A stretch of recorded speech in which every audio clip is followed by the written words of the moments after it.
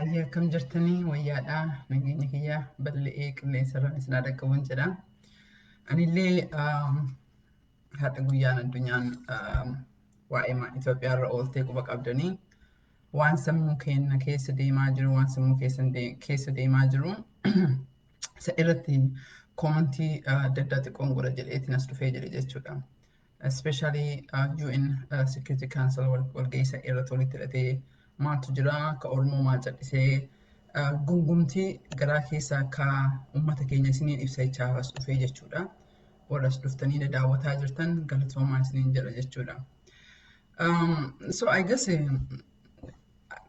walumaa keessa meekee isinitti dubbadha jechuudha. Amma wanna dhiibbaa mootummaa Ameerikaa Itoophiyaa irratti godhaa jirtu. Kaardhaan duratti illee jechuudha. Bakka nu kalee kaayyoo keenya kakalee kaanillee xiqqoo achi dabreetiin dubbadha. Fuuldurallee maal ta'uu qaba kan jedhurraa jechuudha. Kalee eessa turre har'a eessa jirra boru maal ta'uu qabna akka Oromootti illee akka biyya guutuutti illee jechuudha. So yaadattanu taatee jalqaba irratti waan kana isin dura dubbadhee jira. So naaf foolchaa yoo warra irra deddeebi'ee isinitti himaa jiraadhe garuu maybe context keessa gachuu fi context jechuun maalidha? Sometimes ilmi namaa waa dagannee jennaan. Especially yennaa rakkoo keessa jirru yennaa akkanatti namni keenya beelaan du'aa jiru kana keessatti yennaa sagaleen Oromoo conversation amma deemaa jiru dhabamu keessaa dhabamu kana keessatti despereetiin nama dhagahama jechuudha. So saniif xiqqoof duba deebi'ee isinitti barsiisaa jechuudha. So especially haga du'iinsa haa caalutti as qabateetiin innaa jalqaba yaadattan ta'a qabsoo kana ija 8 hadhaa jalqabnu namni kun akka maleekatti ilaalamaa ture. Dhiibameetiin ammaas dhufeetiin ji'oottan 3-4 dabre ji'a yoo yaadattan taate yeroo President Trump aangoorra jiru every second Amerikaan waggaa 4 hafuuran galfanne. Bala after bala, impeachment, accusation, just none when completely America dhimma ofii qofa irratti focus gootee jirti hin beektan jechuudha.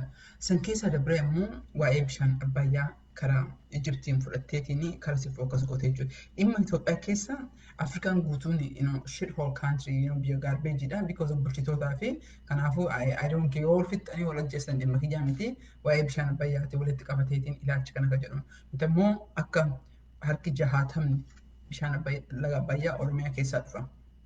Oromoon qabeenya Oromiyaa kan lafa irra jiran irratti ka abbaa biraatti yeroo mara akka ta'u kan jedhurraa kan ta'e bishaan dhimmumaan Abbayyaa iyyuu even Egypt illee maan taane otoo mootummaa seeraa qabaannee jennee bishaan Abbayyaa qabeenya Oromiyaa irraa dhufu uummata Oromoo ilaallattee jira. Hanga har'aatti Oromoon akka sabaa tokkotti akka naannoo mootummaa tokkotti waa'ee qabeenya isaarraa waa'ee ilmaan isaarraa ta'ee hin beeku. Fakkeenyaaf hammamee ka Abbayyaa lachuu mannaa dhiisaatiin aangoorra kan jiru humnaan kan jiru mootummaa PP'ti. Viidiyoo kalee PP hadhaa jechuudha. PP'n hadha yeroo aangoo jirtu kanarratti Oromiyaa keessatti namni beelaan du'aa jira. Shamarran gudeedamaa jirti. Reeffa keenya bineensatu nyaataa jira. Shamarran waggaa 16 shamarran waggaa 15 waggaa 16 hidhaatti murteeffamaa jira. Haadha ijoolleetu mana hidhaa keessa jira. Nama 20 oliitu guyyaa 36 fi nyaata hin nyaatin. Balaan kun marti tokko caffeen Oromiyaa dubbatee hin beekin Oromiyaa irratti. Otoo PP illee bakka mana mootummaa warra naannoo Tigraay olaallee jenne even kama PP bakka kaaheyyuu dhimma achi keessa jiru fakkeenyaaf waraana Eritrea Tigraay keessa jiru openly dubbatee jedha. Balaa achi keessatti ka'ee jiru hin dubbata jechuudha. Naannoo Amaaraa yoo dhatte warri Amaaraa hin dubbataaf. Naannoo Tigraay Somaalee yoo dhatte warri Somaalee hin dubbataa jechuudha. Naannoo Oromiyaa dhasii galee kennaaf xinyaani afaan Oromoo dubbataa asitti abbaa disfranchising goote sun ammoo maal ta'ee rakkummaa Oromoo iyyuu akka ija argannee cinaa guddaa kan guddaan tokko Oromiyaa keessa mootummaan ganduma tokkollee waa'ee Oromoo irraa akka dubbatu hin dhabamee jedhe. Sun maaf ta'ee kan jedhu sun dhimma biraatti akkasumatti beekna. So it became difficult because walgahii adda addaa kan ta'an like lafa kamii misoomsinee qabna ganda kamtu Oromoon baay'inaan miiliyoona hagana jennaa caffee Itoophiyaa irratti illee caffee Oromiyaa irratti caffee Oromiyaa miti illee caffee Itoophiyaa keessatti harki guddaan Oromiyaa irraa dhufee jedhama teessoon guddoon jechuudha. Nevertheless mootummaan tokkollee kan dhimma Oromoo kan ganda isaa keessatti kan dubbatu dhabamu isaa waliigalatti rakkoo mataa isaa ta'uu isaa dubbachuu barbaade. So kanaafiyyuu anyway wannaan isin jalaa hin badini karoora kiyya isin deebisee jedha. So ji'a 8 achi jalqabne jechuudha. Achi booda waraanni hin baname, waraanni haga banamee jedhe ammoo waraanni baname kuni imagine akka waan ibiddatu isin gubeetti jira. Wanni yeroo gabaabaa keessatti ta'e kuni amma Abiyyiin war crime akka Albashir yoo yaadattan taate pirezidaantii naannoo Sudaan bakka biraa deemuu danda'u war crime himatamu. Amma so nama kanaaf himatamuuf deemaa jira jechuudha.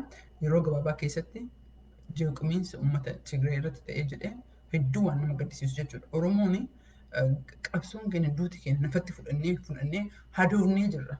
Cinaan keenya namatu nu ajjeese. Kaleellee viidiyoo ergamtu kalee namaa ergamaa nu ajjeesaa turte. Hadda ammoo ofii ergamaatiin ofiisiitiin nu ajjeesaa jirti. Nafxanya nutti fiddee ofii nafxanya nutti taatee nu ajjeesaa jirti jechuudha. So issuun Oromoo is very complex guddaadha. Kalee akkamii akka dhufne hadda ammoo as jirra jechuu kiyya.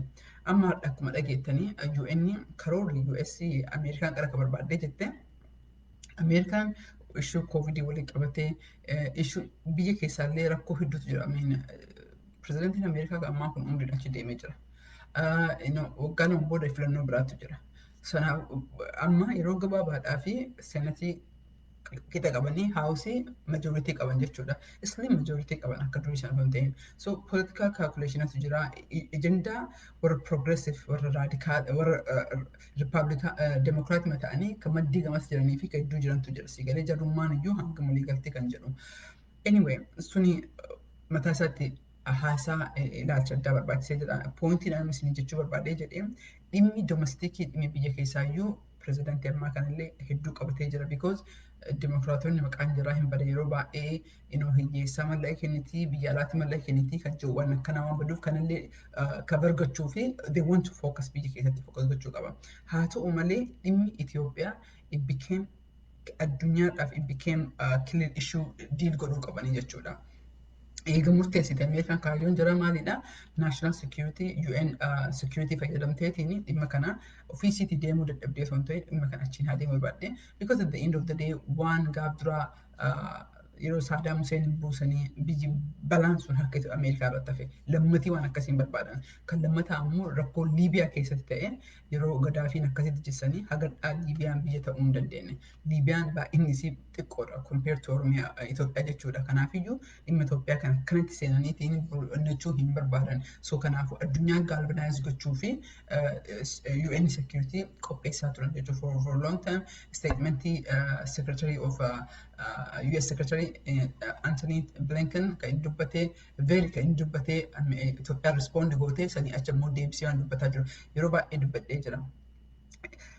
Walgahii adda raawwatennu wanti nuun jedhanii fi wanni miidiyaarra jedhan adda. San keessaa amma very January keessa walgahii January keessa gooneen tokko asitti illee dhufee dubbadheera natti fakkaata. Warra majoritii irra jiru wajjin kan haasofnee jenne Ameerikaan filannoo maal qabdi? Namticha kan harkaan buusuu hin dandeettu, buusuu hin feetu, hoo buuste ammoo alternatiivii lagammaallee hin jiru. Sun akkasuma ta'ee alternatiivii maal qabna kan jedhu san keessa bishaan waa'ee bishaan abbayyaatti walitti hidhatee jedhu Itoophiyaan gara Ijiptii hin fudha, Ameerikaan gara Ijiptii hin fudhanne kan jedhuu fi hin deebisnaa garuu kaawwan hawaltu goonaa kan jedhu. Kaan ammoo kan jedhani waa'ee Oromootii, waa'ee warra beelarra jiru kanallee walitti qabatee jechuudha. Garuu akkuma agartan miidiyaa irratti absolutely wanti Oromoo takka hin jiru. So it's very concerning deebi'eetti itti dubbadhee irratti dha'een jedhama. Amma mee asumatti isin qabeetti nootti fufee jedhe in term of UN security haadha ta'e keessatti jechuudha. Akkuma agartanii Chaayinaa fi Raashiyaan block gootee jirti. Du'e jechuudha. Amma booda Ameerikaan karaa biraatti fudhachuu qabdi jechuudha. Waan biraa gochuu qabdi jechuudha. Yurooppii fi Ameerikaan yeroo baay'ee dubbadhaa jiranillee isinillee dhaga'aa jirtanii dhiibbaa kan godhaa ture Ameerikaa Yurooppiitu godhaa ture. Namni keenya immoo wanta gaarii muuvimentii gaariitu Yuroop keessatti deemu jira. Hiriira namni keenya ka'aa jira. Garuu hiriira san duuba waa jiraachuu qaba. Hiriira qofa otoo hin ta'in amma asitti State Departmentii warra Koongirasii namni keenya nuti amma oofisa aduun 30-40 wal geennee jirra. Koongirasii kan DC ta'ee, Koongirasii kan Minnesota ta'ee, kan akkasumas immoo Oromoon keenya bakka maraa from California, Ohio, state maraa Koongirasii dubbisaa jira, which is fantastic. Sun akkasuma itti fufuu qabaa jechuudha. garuu ishuun keenya ammallee gahaa bakka san hin geenye yes rakkoo Itoophiyaa keessa akka jiru rakkoon Itoophiyaa furamuu fi rakkoon Oromollee furamuu qaba akka ta'u at least akka waliin haasofnetti is clear. Garuu amma security irratti kan dhiyeessanii jiran exclusively I guess wanni gariilee kan nutti himan hin jira. Sanniin keessaa amma yoo waa'ee Tigraay kana seenanii jedhan achumaan kaawwan illee ergaa akka jedhutu jira. Sun haasaan akkasumatti taa'eetiin san elaborate irratti hin godhu. Achi iyyuu seenuu amma Itoophiyaan block godhaa jirti. Akka UN dhaabbileen biraa dhufee achi seenuu barbaadu. Itoophiyaan dirqamaan Eertiraa baasuun dirqama isiiti. Because optionii biraa ilaalaa jiran. Kara trade amma Itoophiyaan kan xuratiin godhaa jirtu kara tradeedha. Akkuma beektan Itoophiyaadhaaf Ameerikaan intelligence share kooti. Ameerikaan illee san dhabuun barbaadu. So directly dhiibuun barbaadu. Nevertheless, biyyi ammaaf kan himatamuuf deemu Amnesty International Human Rights dhaabbileen martinuu Abiyyii fi Isaayyaas qophaa'aa jiran namni kun war crimeidhaan himachuuf deemanii jiran jechuudha. Akkuma yeroo pirezidantiin Sudaan ta'ee jedhee warri kun kullachuu kanatu eeggataa jira. Kanaafiyyuu karasiin qophaa'aa jiran, karasiin addunyaa ilaalaa jirti, karasiin qophaa'aa jiran jechuudha. Kana keessatti bakki Oromoon eessa jirti sagalee kan jedhu kan garaa keessan keessa dhabamee jedhe. Dhugaa isinitti himee jedheen. Rakkoon Oromoo extremely difficult, extremely complex dha. Tokko wanni biraa yoo hafee jedha akkuma isiniin jedhe naannoo Tigree irratti waan ta'u addunyaan ni dhageetti. Naannoo Oromiyaa irratti jiru miidiyaan tokko hin baasu. Mootummaan Oromiyaa tokko takka dubbatu gabaasa tokko bakka qabamu hin jiru. So nuti ni jenna on every day warra kan ni bilbila ni katabna. Amma publicly kan ta'in keessaanii Amnesty International amma jaha gahee jira riippoortii takka hin katabnee jedhe. Hammeenyaa fi miti nuun jedhu wanti jala katabuu dhabanii fi biizii mataanee kana jedhan. Sun ammoo sababaa gaarii miti namni keenya dhiibbaa guddaa itti gooneetiin maaliif amnistiin utuu achi keessa jiru waa'ee Tigraay qofa kabar godheeti waa'ee Oromiyaa waa'ee Benishangul dhiisuun kuni problem immoo jetti riippoortii fayyadamuu jedha. Namni keenyallee kan as biyya diasporaa biyya Ameerikaa yookiin Yuroopi jiru qofa otoo hin ta'in biyyoota adda addaa keessa kan jiran biyyoota gaanfa Afrikaa irra argaman keessa kan jiran dhiibbaa gochuu fi it is very important because rakkoon amma karaa gaanfa Afrikaatitti karaa biyyoota sanitti deema waan jiruu fi dhiibbaan garas waan ta'uu fi jaratu humna godhamee jara hofoo galchanii dhiibuuf waan deemanii fi it is very important yeroo kana keessa jijjiirama dhufu kana keessatti shakkii tokko hin qabu. Eertiraan gaafa Itoophiyaa baate warri TPLF shakkii tokko malee deebi'aniitiin yeroo gabaabaa keessatti Abiyyiin konfiraansii ni godhu.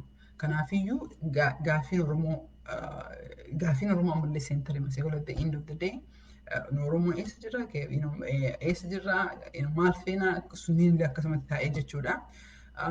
Kanaafuu bakka maraa akka diasporaatti I'm very proud of you guys. Dhugaa isin baay'een gammadaa isteen adda addaa dhaabbileen adda addaa hojii guddaa gaarii godhaa jirtan. Nullee kennallee yookiin miidiyaa irratti yoo dhabamne malee keessaan katabbiidhaan ta'ee telefoonaan ta'ee walgahiidhaan ta'ee kan koongirasii qofatu hin ta'in State Departmentii hiriira madabree follow up godhuudhaanii UN follow up godhuudhaanii wanti adda addaadhaan will continuously dhimma godhaa jirra sanillee isin jechuu barbaade.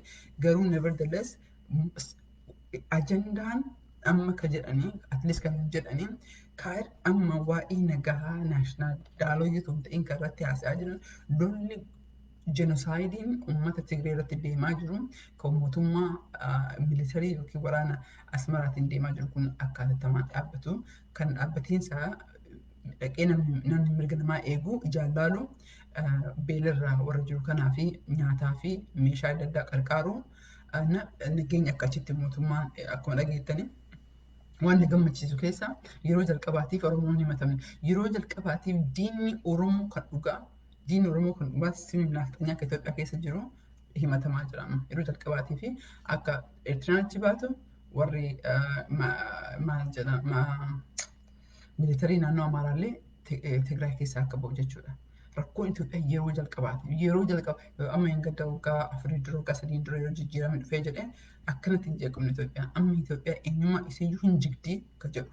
Kanaatu nu rakkisaa ture si galee dirqamaan achitti hacuucamnee rakkoo uummata Oromoo addunyaa arguu hin dandeenye. Rakkoo uummata Oromoo numa duuna.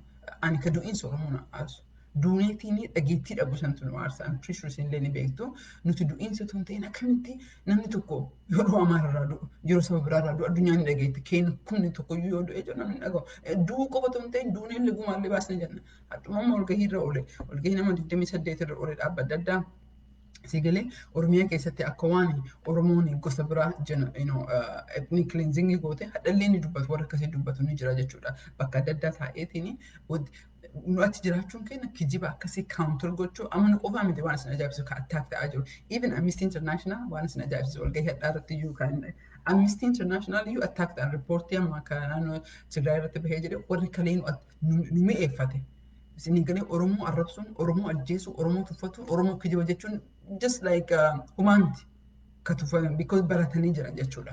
Har'a ammoo san barataniitiin even report Amnesty International baat attack so eenyummaa bineensummaa warra kanaa addunyaa yeroo jalqabaatiif beektee jirti. Warri Sudaan beektee jirti. Warri addunyaan hedduu bineensummaa warra akkanatti Oromoo hacuucee bite kana yoomiyyuu ol beektee jirti. Sun baay'ee salphisa akka Oromootitti akka saba waggaa dhibbaaf wayii gabroomee dhageettii dhabeetti suniyyuu abdii nu kennu qabu. Jijjiiramni guddaan dhufeera. Jijjiiramni bara 2018 ta'e suni jijjiirama reform jedhama. Kun ammoo jijjiirama dhugaa ta'ee jedha. Because Oromoon illee garaa kutatee jira. Warri Tigree illee garaa kutatee jira. Amma booda yoo Itoophiyaan tun Itoophiyaatti yoo akka deebi'u taate yoo tokko taatu jijjiirama dhugaa qofatu biyya baasuu danda'a. San godhuuf ammoo achi geenne jechuu kiyyaa miti. Akkuma yaadatti hin taate mangistuun warra Westii gargar kuteetiin very much radicaalii ta'eetiin wallolee dhumarratti jechuudha. Warri Westii kun Tigree at least TPLF hin qarqaraniitiin jijjiiramni bara 1990 keessa dhufee jechuudha. Abiillee wanni inni godhuuf deemaa jiru completely most likely warra hariiroo warra Westii qabu kana ofirraa kuteetiin karana deemu ta'a. Sulaakiin hin baasuun eventually humnaanis daalatees ta'ee dirqamaanis irraa bu'uun isaa hin oolu jechuudha. So amma kanaafiyyuu akka Oromootitti jijjiirama yoomiyyuu olitti impaayera san ani garaana gubaa ture xiqqoo ta'eetiin du'iitii keenya osoo hin ta'in dhagahumiinsa dhabiina keenyaati. Oromummaan farra Itoophiyaa ta'uu isaa amma Oromummaan dhugaa yeroo jalqabaatii fi namni sabni martinuu Oromoo qofa osoo hin ta'in sabaaf sablammiin illee gaaffiin jalaa hin deebi'aa kan jedhu. Jedhee gaaffiin jalaa hin deebi'aa kan jedhu sunna gammachiisaa jijjiirama guddaadha jechuu kiyya bara 2018 bara 2018 fi jijjiirama dhufaa jiru kan olaallee jenne garaagarummaan isaa achitti jijjiirama haqaati ka fakkeessaati miti jechuudha.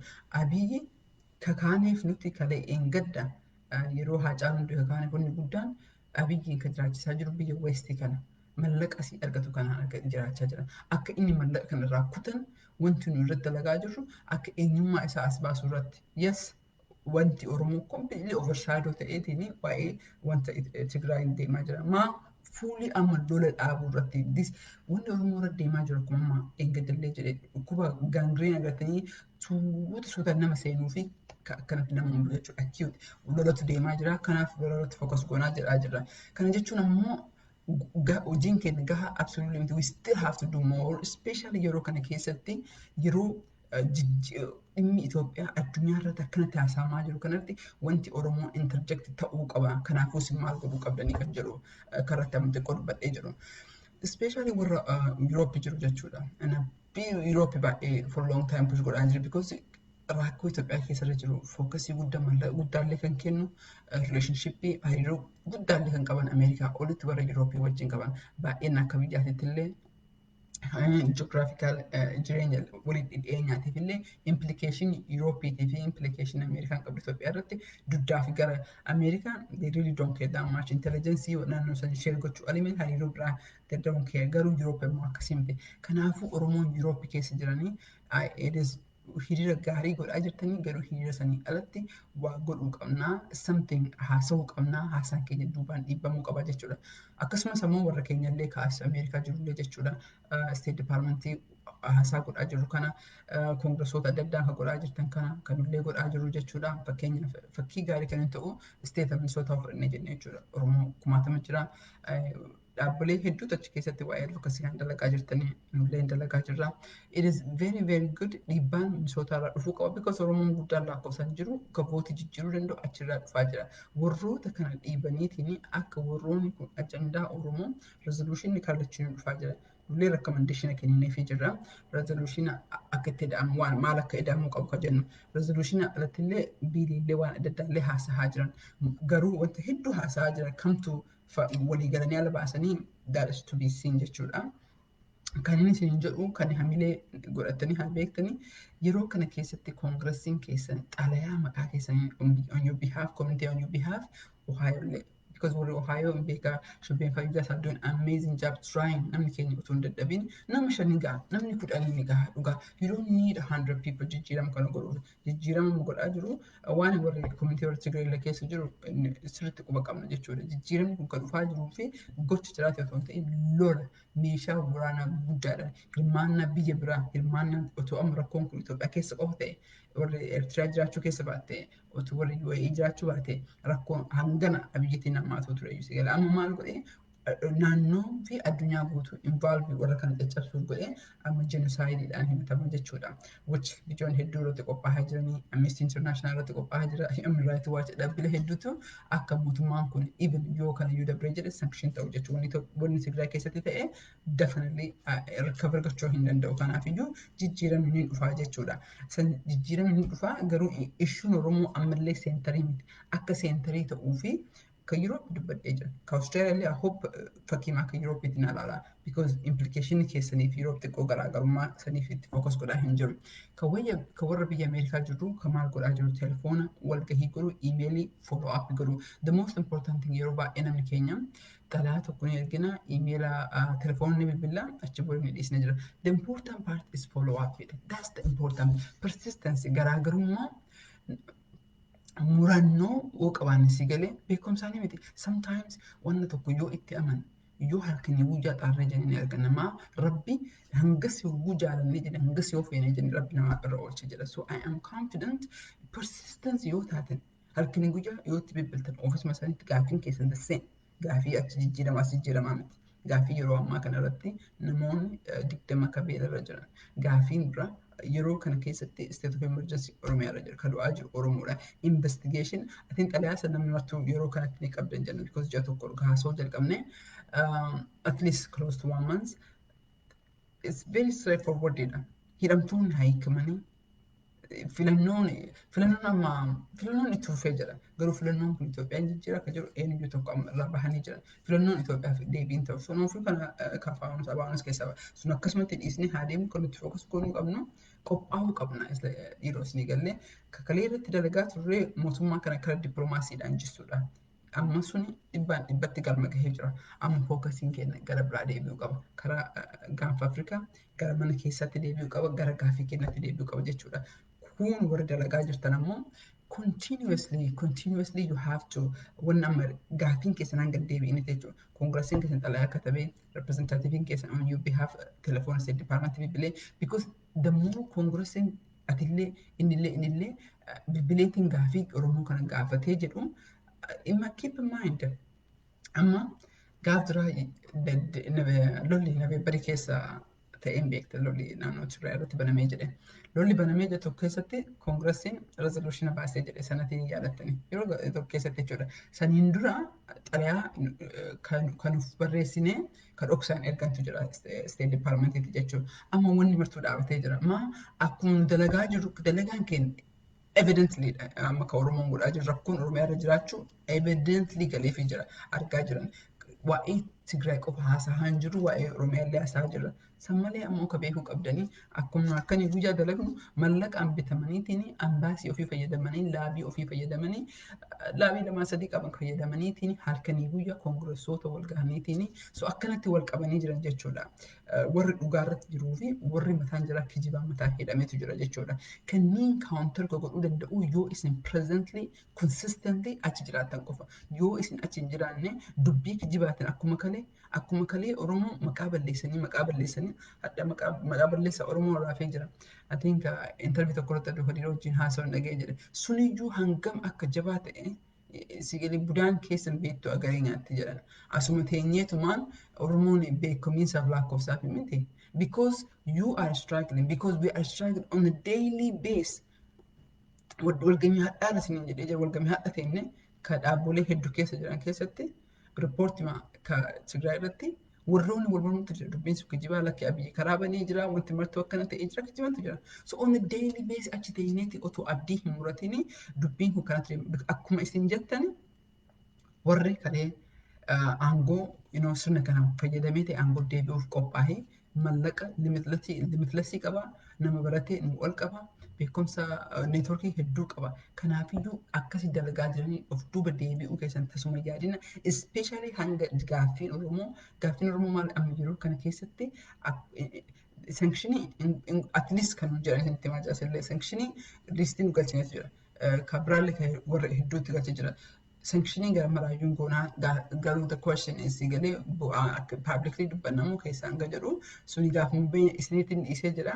Kanaafiyyuu amma kan godhuu qabnu gaaffilee kenna akka Secretary of State akka Congressiin because Secretary of State Congressiin on your behalf isa bilbilee jira isatti barreessee jira Anthony Blinken jechuudha. Kanaafuu kanneen consistently godhaa is very very important.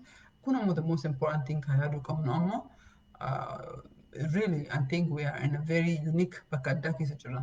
Bakka akka nama yeroo kanatti nan gammadee jira yeroo kana keessa jiraachuu. Itoophiyaa akkanatti crumble naatee akkanatti hollataa jiraachuu kan keessa nan gammadee jira. Kanaafiyyuu really Oromoon walitti dhufiinsa yaadinsa karaa tokko deemu gaaffilee keenya qulqulleeffataa deemuun illee this is a very important time because dhiibuu qofa otoo hin ta'in gaaffii keenya clarify gochuun it is very important. Hopefully, turban dhufu kanneen keessatti because we know amma booda namni kun recover gochuu hin danda'u.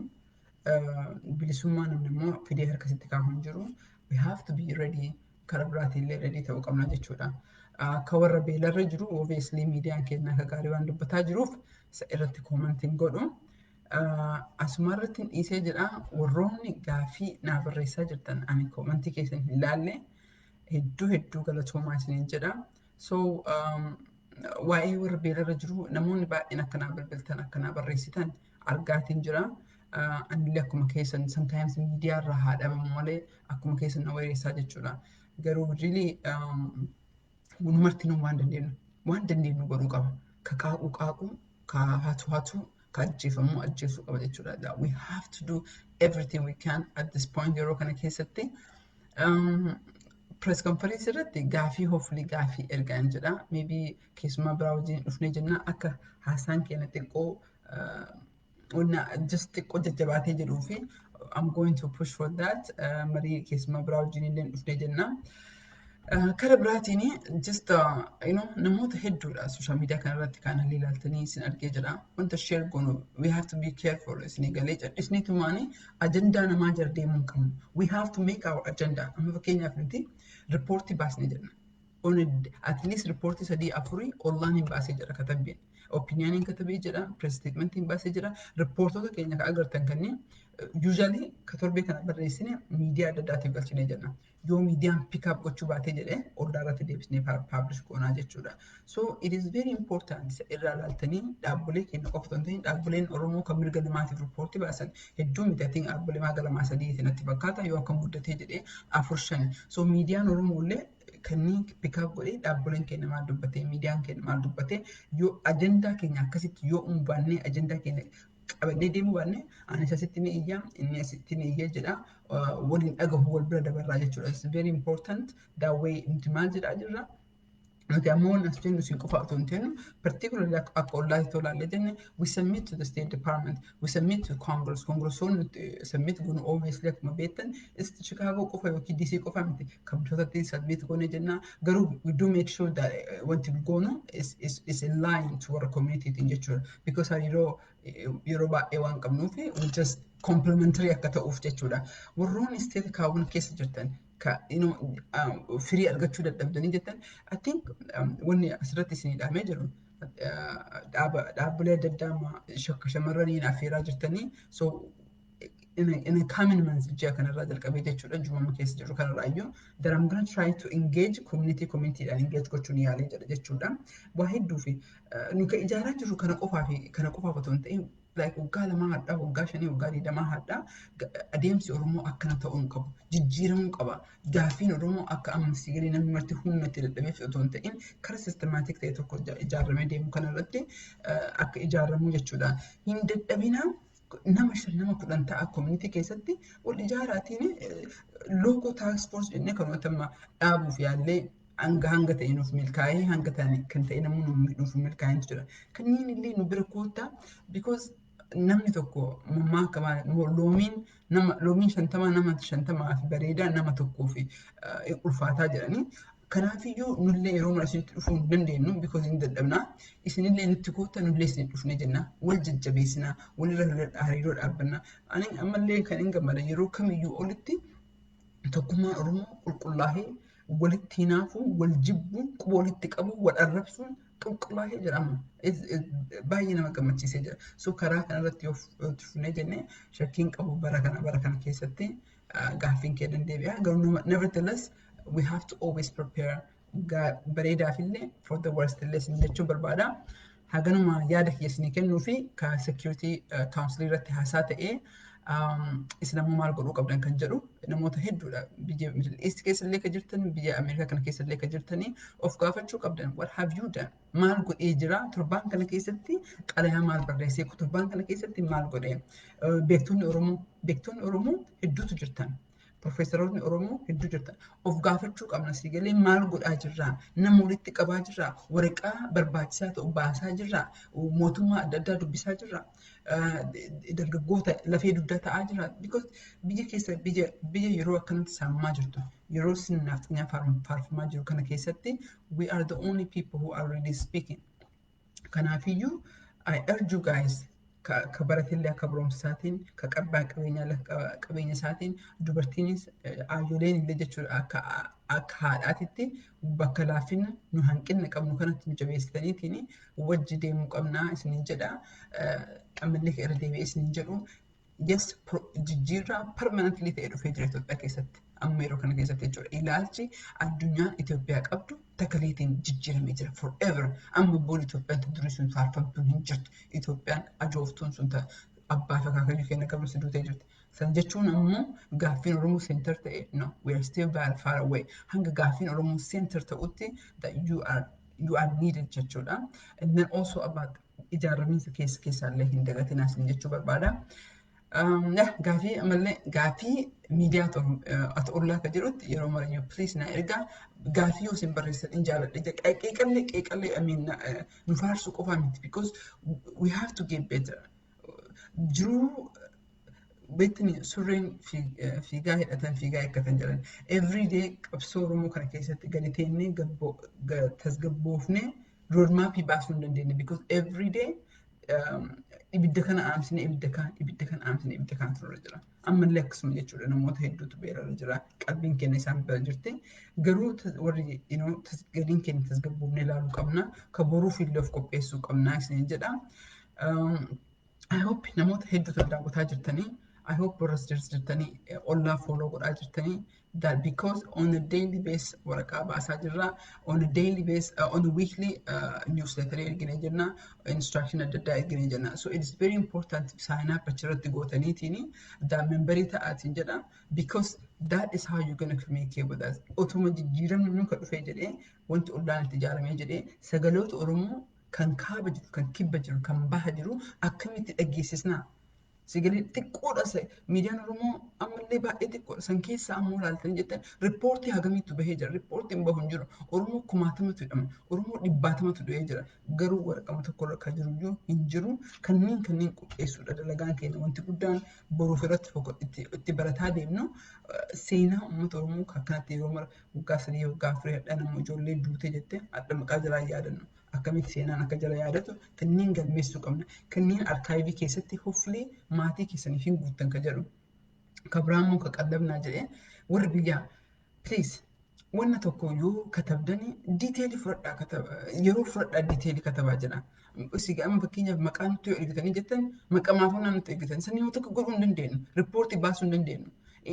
Intalli takka yoo hidhamte yoom hidhamte maaf hidhamte koortiin maal jedheen hammam turte all of that need to be detailed. Jajjabinaatiin fudhadhaa yeroo keessan katabaatiin jira just take about daqiiqaa 30 fudhadhaa nam tokkoof daqiiqaa 30 fudhadhaa find out baasanii godhu intalli keessan takka namni magaalaa keessanii yoo rakkate yoo dhugumaan garaa isin nyaate jettanii magaalaan gurmaha akka magaalaa Adaamaa akka magaalaa Asallaa akka magaalaa Adoona Bishooftuu Finfinnee akkuma magaalaan gurmaha seenaa rakkoo gadda san keessatti jiru wanni yoo falallee kennuufii dhabdan as nu dabarsa because imagine mana hidhaa keessa taa'ee meeqa kamtu daggatamee jira meeqa kam maqaa yaadannaa jira maqaa oromummaa ta'insa qofaa fi oromoo meeqatu miidhameetiin galmee isaa kan beeknu hin jiru.